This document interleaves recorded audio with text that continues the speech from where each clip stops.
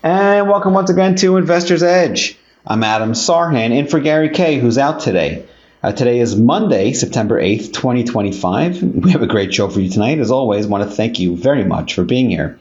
Before I dive into the show, I want to just give you a few housekeeping notes and then give you some notes from Gary, and then we'll dive in and have a lot to discuss today.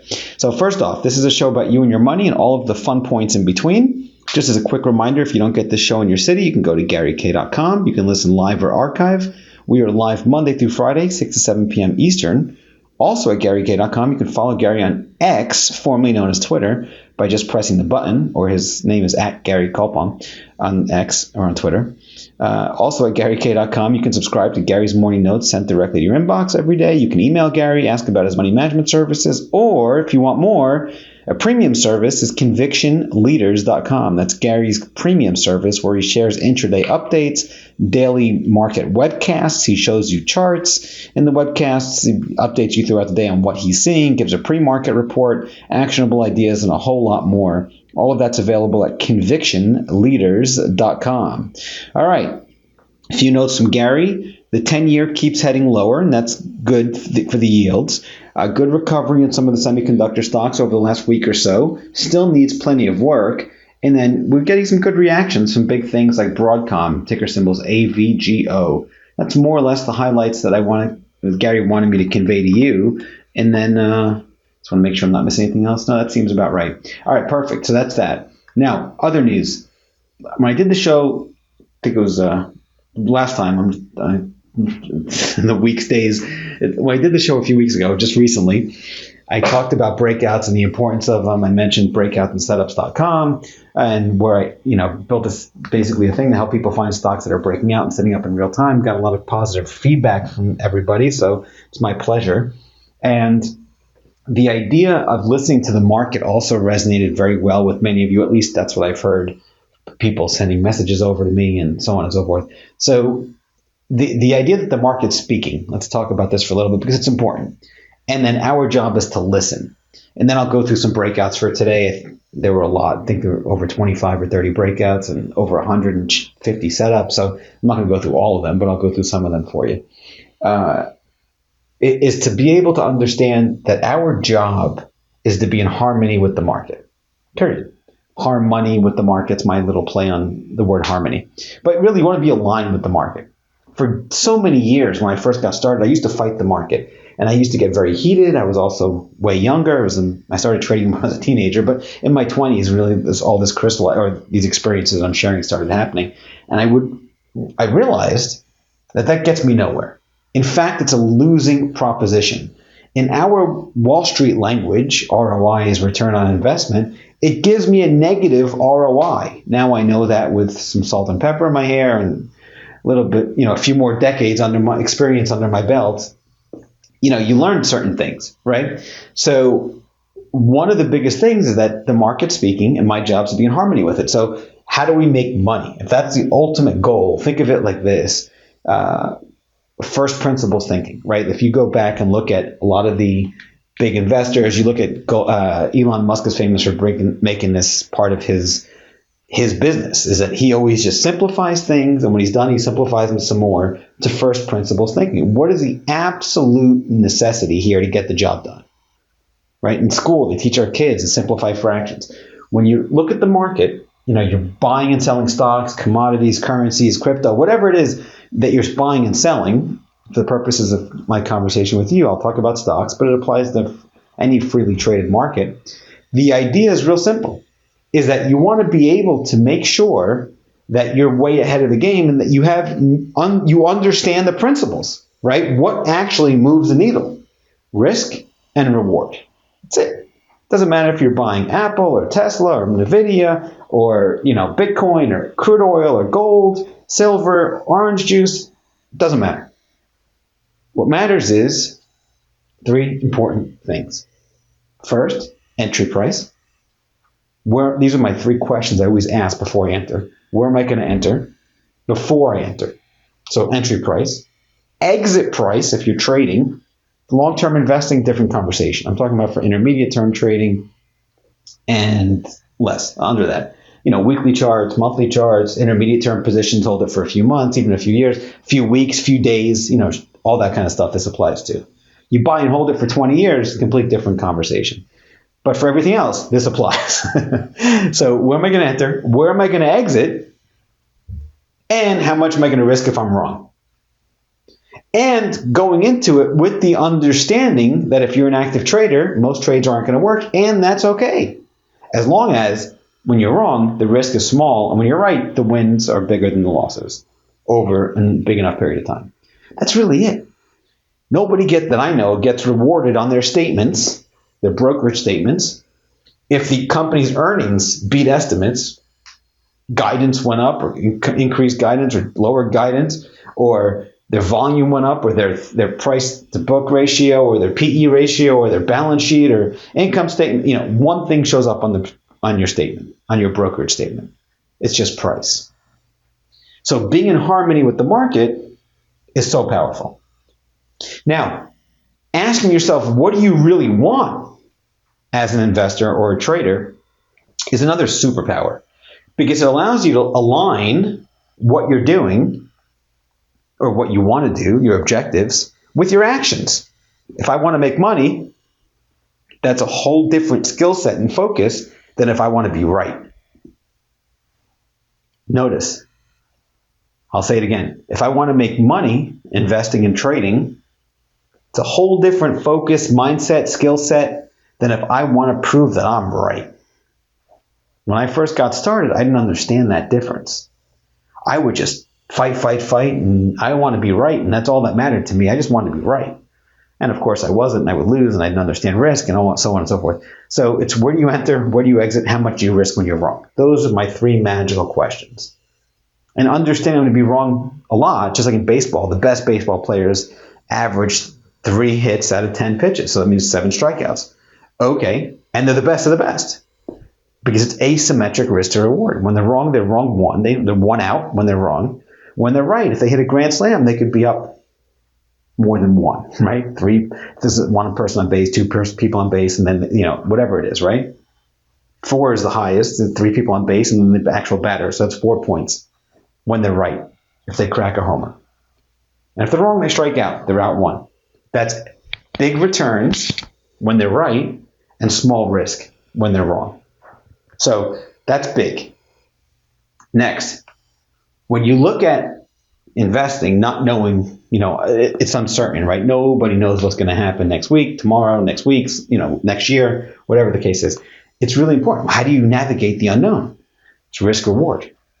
Everything comes down to risk reward, and then focus like a hawk on price. And that's why breakouts are so important. That's why stocks moving up on volume are so important. That's what, so on and so forth.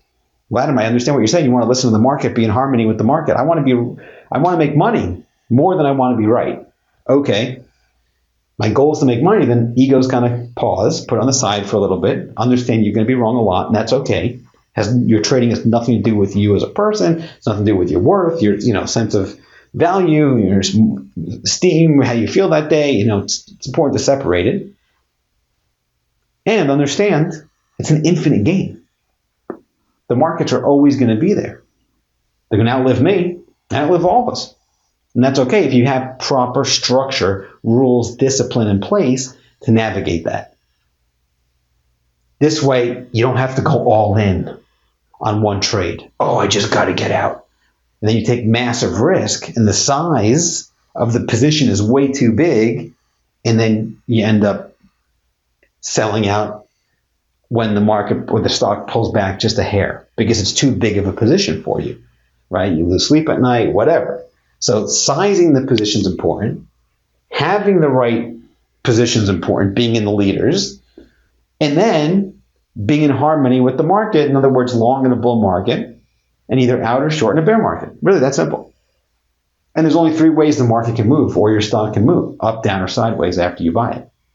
Literally, it's all the stock can do. So for all things being equal, being long, I want to buy something. I want it to go up after I buy it. Well, how do you know if it's going to go up? For sure, nobody knows. But if it doesn't go up, I know I'm going to exit. And I know how much I'm going to risk if I'm wrong. That gives me structure. It gives me discipline. And if I follow those rules, when I'm wrong, small. When I'm right, big. Bigger than I'm wrong. Over time, it compounds. Well, that's a lot. That's a hope, at least. It compounds and compounds and compounds.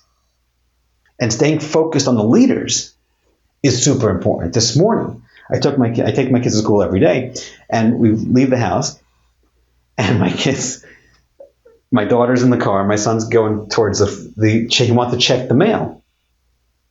Oh, up next, I'll finish the story. We've got a lot more to cover. I'm Adam Sarhan. This is the one and only Investor's Edge. I'll pick up with the mail. And welcome once again to Investor's Edge. In case you're just joining us, or missed any part of the show, you can go to GaryK.com. You can rewind, fast forward, listen at your convenience 24/7 on any device.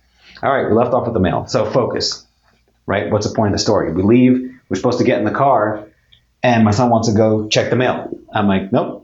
What are we doing right now? Going to school? Yeah. Check the mail after school. Get in that car. And I told him nicely, life is full of distractions. Same with the market.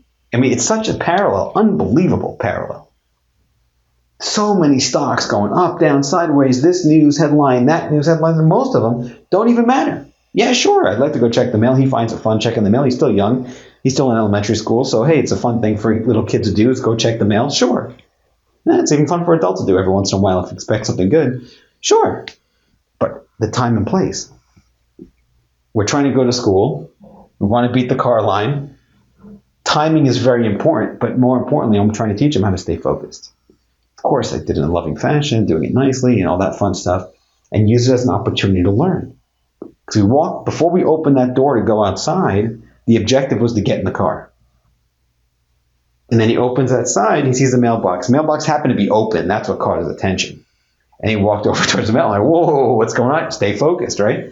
So I let him check the mail, of course, but I told him the lesson there is, okay, you want to stay focused. Same thing with the market.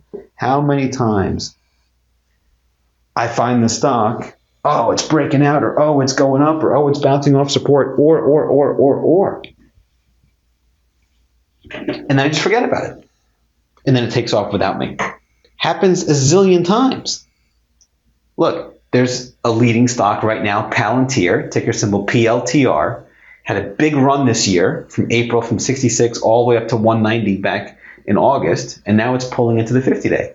And it's just sitting there, consolidating nicely, quietly, right near the 50 last few weeks. All right, really boring. Nothing's happening in the last few weeks, but that's normal. It's part of the process. If you take a look at Robinhood, HOOD is a ticker there. Again, these are not by recommendation. Nothing I say is no investment advice is given. Everything is general informational purposes only. Investing involves risks, and past performance not indicative of future results. No earnings claims are being made, and every other disclaimer you think you can make, right? So with Hood, HOOD goes from 29 in April up to 117 in July, August, and then it pulls into the 50-day. Then a day like today, thunderous rally off the 50-day. But the last few days, maybe last few weeks, quiet action right near the 50. Now, will Palantir gap up tomorrow and do? I have no idea.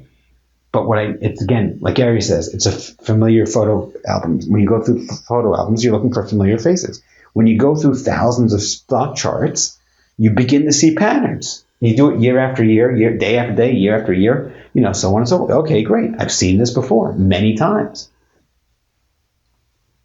Hood was a great setup on breakouts and setups. Anybody wants to sign up, you feel free, breakoutsandsetups.com. Plans start at $19 a month, so I'm not trying to sell you anything and it just covers the cost of the data and a little bit more so we can just make sure that the lights stay on. But it's a tool that I wanted, right? I was tired of missing breakouts. I was tired of this, tired of finding setup. And today with technology, I can automate a lot of it, and been working with coders for a few years, invested a lot of time and money into this thing, and here we go. It's ready to go and helps many, many, many, many people. The idea is be in service. So it's a tool that I wish I would have had way back when. So here you go. Doesn't mean Hood has to keep going up. It doesn't mean that Palantir is going to go up. Both of them could roll over and get crushed tomorrow or take off and go tomorrow. But again, it's stacking the odds of success in your favor. That's listening to the market. That's staying focused, right? Every day we've got a list of stocks that are breaking out and setting up the breakout. So I'm prepared before the market breaks out. Anyone can tell you after the breakout, sure. I can look back and say, oh, Palantir broke out 3 months ago. Well, where was I that day? That's the value, right? As it's breaking out in real time. Here's one, Amazon, AMZN. Same situation, went from 161 to 236, April to July-ish, pulled back into the 50-day, broke it for a little bit and then recovered, and it tried breaking out today. It's right back to that 236 level. Good action. Doesn't mean it's going higher. It's just something that was on my list, showed up today. Okay, that's what I mean by filtering out the noise. There's thousands of stocks out there, thousands of ETFs out there. I don't want 1,000 stocks or 5,000 stocks or. No, thank you. I want to focus on the strongest of the strong. Another one that was on the list today, let's see, ALAB, Asteria Labs, ALAB. This is a semiconductor fabless stock.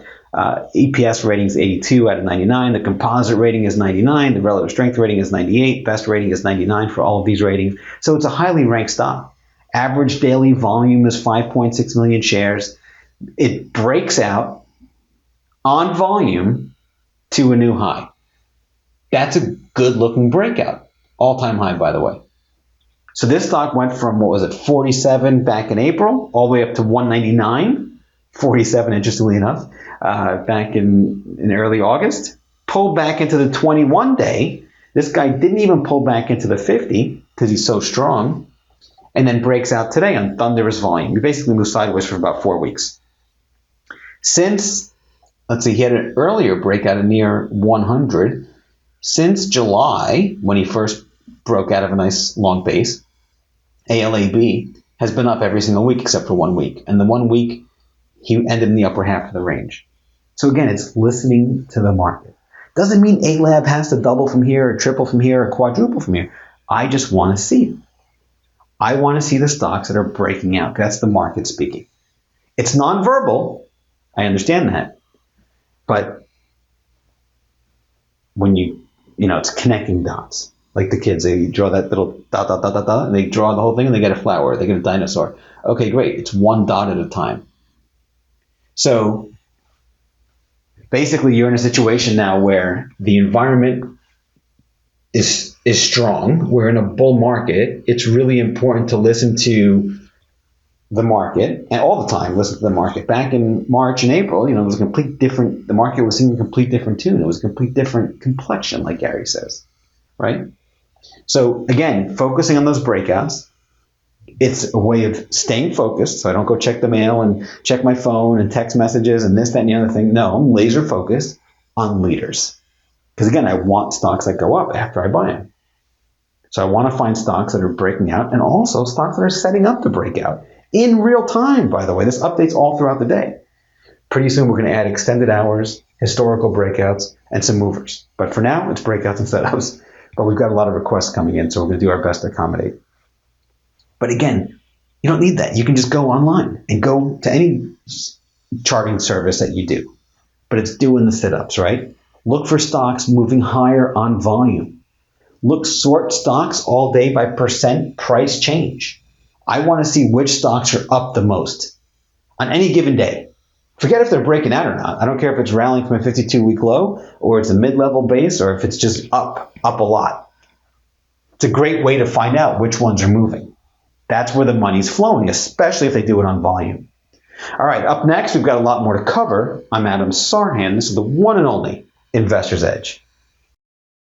And welcome once again to Investor's Edge. In case you're just joining us or missed any part of today's show, or if I went too fast, you can slow down, fast forward, listen on any device you want for free, 24/7 on GaryK.com.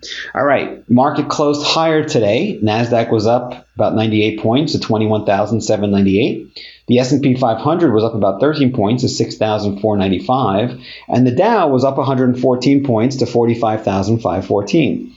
All that matters, and the Russell was up about 3 points to 2394.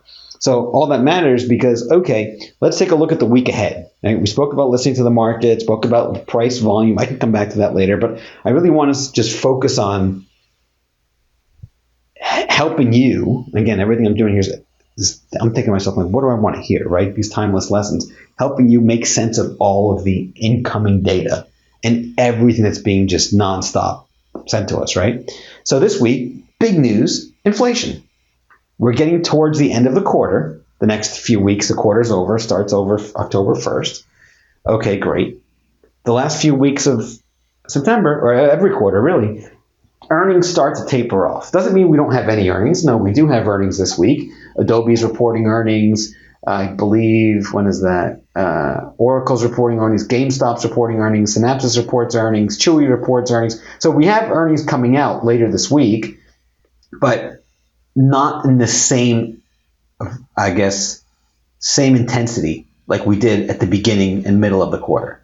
Beginning, middle of the quarter, it's just nonstop. Boom, boom, boom, boom, boom. All the time, right? Now, slow and steady. So earnings, tomorrow we have Oracle, GameStop, Synopsys, no problem. Wednesday, we have the first reading of inflation. And last week we had the jobs report. This week we have inflation. Why does that matter? Because the Fed has made it very clear that they're ready to cut rates, but how fast they cut, we don't know. How deep they cut. Is it going to be 25 basis points, 0.25%? Or is it 50 basis points, 0.5%? Or is it 100 basis points? I'd be surprised if they do that. 1 full percentage point. I don't know. Nobody knows. We'll find out. A lot of it depends on this week's inflation data, right? Because the Fed meeting is coming up. So after that. Or later, after inflation comes out. So what happens? When you have a situation where PPI, the producer price index, comes out, that's kind of important because tariffs impact producer prices. But also, that's on Wednesday. Thursday is consumer pricing, the consumer price index, CPI. So Wednesday, we have the PPI, the producer price index. Earnings are coming from Chewy as well. Thursday, we have the consumer price index in the morning. We also have Adobe and Kroger reporting earnings that day. I don't know if it's before the open or after the close. And then Friday, we have the preliminary number for the University of Michigan consumer sentiment. So it's a busy week, but the focus, go back to the mail, right? The focus will be on earnings. And then the Fed. Earnings from a few companies, Oracle, Adobe, sure. But really the Fed, what does inflation mean for the Fed? That's what matters, because that's what's going to move the needle for the market. Remember, we're trading near an all-time high, and the Fed's talking about cutting rates. That's pretty aggressive, considering typically the Fed put was the thing they used to say way back when, where the Fed would cut rates when the market was in trouble and the economy was in trouble. Now they're just cutting rates because they want to get ahead of it. I get it. There's no judgment here, right, wrong, up, down, left, right. It's not. I have no interest whatsoever in giving an opinion about, what I think the Fed should do or shouldn't do. That's not important to me. What's important is what does the Fed do? But what's more important is how does the market react to it? The next Fed meeting is on September 16 and 17, which is next week. So this week we have inflation. Next week we have the Fed meeting. So we'll see. If inflation comes in really hot, it jumps, and it's really a problem, that could cause the market to sell off. Because that means it'll tighten the noose around the Fed's neck to cut. It won't be able to cut as much. Because remember, the downside of cutting rates is higher inflation. So if inflation's high and going up, the Fed won't be able to cut as much, and the market wants a cut. And it wants a few cuts, actually. If inflation's down significantly, it gives the market a sigh of relief because the Fed can cut. Really that simple. So lower inflation, closer to 2% target, the more the Fed can cut. Higher inflation, the less the Fed can cut, because the consequence of cutting rates is higher inflation. So again, all that's the economic side of it. On the investing side of it, how does the market react? How does the market react? Market goes up, down, or sideways? That's super important. The news can come out, you'll see futures go up, the stock market go up that day, go down that day. Sure, great, important. But is it up 10 points? Or is it up 3%? Is it up on no volume? Or is it up on heavy volume? And that's the next thing I want to discuss with you. So again, the week ahead, we've got inflation this week and a few big companies are reporting earnings. All right, next week we have the Fed meeting. Okay, the market's near all-time highs. the NASDAQ 100, the QQQ. If we break out, the QQQ can break out. Remember, ETFs can break out.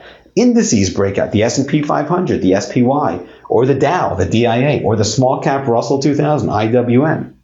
All of these, again, just like a stock, an ETF can break out.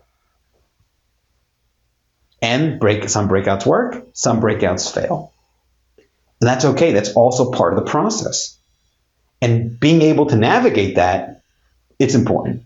Because if I buy a breakout and it fails the next day or even the same day, look, Amazon this morning was a great breakout. By the close, it ended below the pivot point or the breakout point. So technically, it wasn't really a breakout today because it closed below that 236.53 pivot point. You're at 235.84 today's close. Not ideal. You have a close at 250 or 240 or anything above that 236 pivot, great. Especially if it does on heavy volume, great. But if not, all right, that tells me something. And then if we start seeing a lot of those, oh, okay, now I'm listening. Other things I look for with the breakouts and stocks that are moving up on volume, which, by the way, you can access again anywhere. These stocks up on volume, and then just sort and then look for breakouts yourself, which I did for years and years and years manually, is look for themes. When I find stocks that are breaking out, what other stocks are moving? One that jumped out at me right at the open today, I found on breakouts and setups, I went, oh, hold on a second here. Chinese stocks are pretty strong. NetTeas, NTES, another stock on breakoutsandsetups.com broke out today. EPS rating is 97. Composite rating is 95. Relative strength rating is 88. Well, I said, oh, let me go look at FXI, which is the Chinese ETF. That's setting up to break out. All right, let me go look at other Chinese stocks. I looked at Baidu, showed up on the list today also. Huge gap up. 105.19 was a high from a while ago, and volume in Baidu has been coming up really strong over the last 10 days or so. I think you've had only one down day since the end of August, since August 21st. Every other day's been up in Baidu, BIDU. It was up 6.5% today. Already had a big move up. But still, big gap up today. Oh, okay. So I noticed Baidu broke out. Let me go look at some other Chinese stocks. NetEase broke out. Well, NetEase was a big breakout. Then I looked at Baidu. Then I looked at Alibaba, BABA. Oh, lo and behold, that thing gapped up a few days ago, sat tight for 3 or 4 or 5 days, 4 days, and then boom, breaks out of a little 3 or 4 day consolidation today, coming up the right side of a big base, Alibaba, BABA. All that came from NetEase, NTES. But then I did some digging. I said, oh, okay, what else is moving here? I know these big Chinese stocks. I know the ETF, the FXI, that tracks the Chinese stock market. Let me go check them out. A few days ago, I think it was last week, TAN, T-A-N, solar stocks were just showing up on the list left and right. I said, oh, okay, let me go look at TAN. And lo and behold, TAN broke out. TAN's an ETF that tracks solar stocks. Okay. That was on Friday. Got it. Housing, XHB. Same thing happened there. I saw Toll Brothers, TOL, break out. I think it was Wednesday of last week or Thursday of last week. Yeah, I think it was Thursday. Toll Brothers broke out. And then I looked at every other housing stock right away, caught my attention. Lennar, LEN. Oh, lo and behold, that was kind of edging out. Meritage Homes, MTH, breaking out. Or broke out as well. This was last week when I was looking at it, and so on and so forth. And then I looked at the XHB, the housing ETF, and oh, here we go. That broke out. Fed's going to cut rates. Mortgage rates are coming down. Should be good for home builders. I get it. Simple theme. And again, so on and so forth. The detective work kicks in. Finding stocks, putting the pieces together.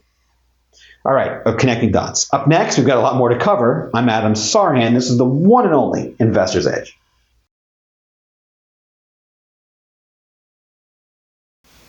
And welcome once again to Investor's Edge.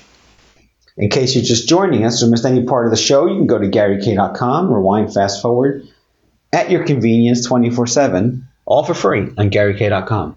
All right, so we spoke about the importance of listening to the market. Week ahead, inflation's coming up this week. Next week, we have the Fed sprinkling a few companies reporting earnings. And we spoke about breakouts, listening to the market, spoke about the 3 most important things in investing. For me, at least, it's entry, exit, and then risk. Where am I going to enter? Where am I going to exit if I'm wrong? And how much do I risk if I'm wrong? From entry, and then the risk, the other side, is my overall portfolio. And that's where the sizing comes in. In other words, if I have a $100,000 portfolio, I risk 1%. If I lose on this trade, I'll lose $1,000 based on that example. Okay. If I put a 10% stop below my entry, which is wide, but if I'm just giving you, again, simplifying to illustrate the point, let's say I buy it at 100, my exit is at 90, then I can realize, okay, if I'm going to lose $1,000, I know I'm going to buy 100 shares because 100 times 10 is 1,000. Okay, that's sizing, right? If I want to take a bigger size, smaller risk, you can do whatever you want, obviously. But again, just trying to illustrate the point and help you understand that, there's difference between entries, exits, risk from entry, risk for your overall portfolio, so on and so forth. So then we spoke about breakouts, how to listen to the market, how to stay focused, laser focused on leaders and leaders breaking out. Because there's lots of leaders, right? I want to find the ones where the market's just compelling, like ALAB, ALAB, right? That moves higher on heavy volume today, breaks out. Okay, its average volume there is 5.6 million shares. Today you had almost 10. 5.6 is the average for ALAB, ALAB. Today you have almost 10, 9.5. That's the big investors buying the stock. NetEase, NTES, right? Or NetEase, Chinese stock. Okay, great.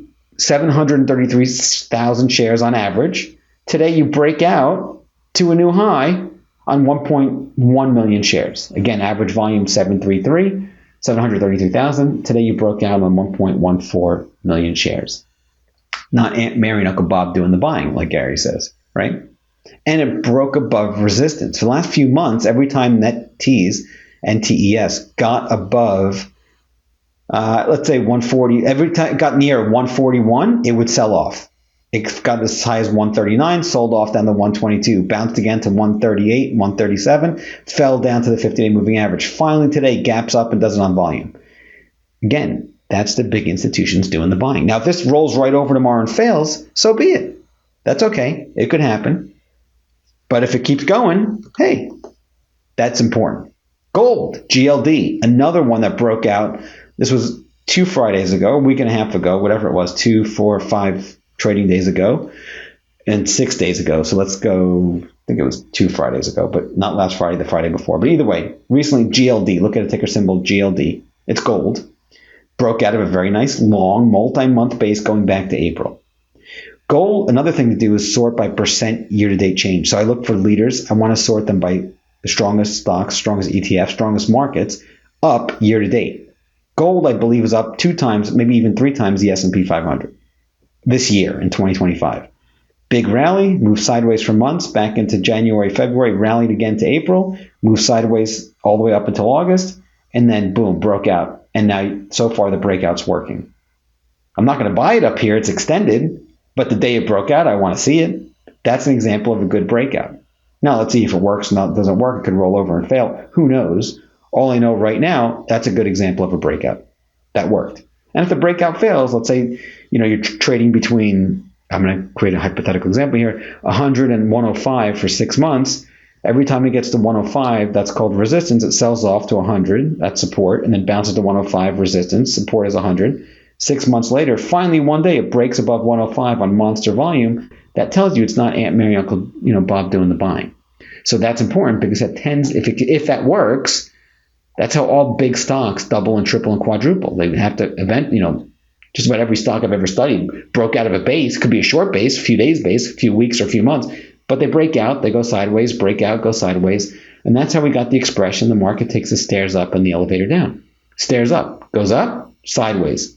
That's a stair. Goes up again, breaks out, goes up, sideways, breaks out, sideways, so on and so forth. So that's, again, some of the things I look for. Up on volume. This is pretty much a free scanner. You can do it anywhere that has price and charts, and it's a free scanner. You just search stocks that are up the most in any given day, sorted by price percent change. And that, again, tells you if you have heavy volume coming into that stock, even if it doesn't break out, that, oh, okay, that's important. Something's happening, right? In that space. Doesn't mean it has to keep going up, but something's happening in that space. And then I want to know, right? Noted, right? I want to make sure I know, like Gary says, noted. I want to make sure I know where the money's flowing at any given time because I want to be there. I'm not going to catch them all. It's impossible. I don't have to. That's the beauty of what we do. You don't need to catch every single strong move ever. I mean, it's never going to happen. Yeah, I don't say never often, but it's very, very difficult for that to happen. But that's okay. You don't have to. Again, just being able to stay focused is a superpower in this business, in life too. So a few other ones. Hood, we spoke about that. Palantir, other things to look for. Big rallies up and then pullbacks into the 50-day moving average. CPNG, another example. This one broke the 50, but had a big rally up from 19 to 31, April to the summer. Moved sideways for a few months, pulled in, undercut the 50, but moved sideways and then exploded higher today on volume. This one I found by just looking at stocks moving up on volume today. Another one that's up big today that just happened to jump out at me, SATS, EcoStar. SATS, it's not breaking out today, just up on volume today, sold Spectrum to Starlink for billions of dollars. All right, to avoid some kind of government breakup or whatever they had going on. All right, noted. Right, Casey's General Stores, CASY, another stock that was up big on earnings. Up big on volume today. I believe they report earnings today as well. CASY, up big on volume. Average volume here is 263,000. They had over 1 million shares today, and it's coming up the right side. And they gapped up big back in June. Again, it's just putting the pieces of the puzzle together. Build-A-Bear, BBW, up 11% today. Huge move up. Extended, I'm not buying it right now, but I saw it when we reported earnings a few weeks ago, and then pulled back, and then boom, took off. All right. Helps me put the pieces of the puzzle together.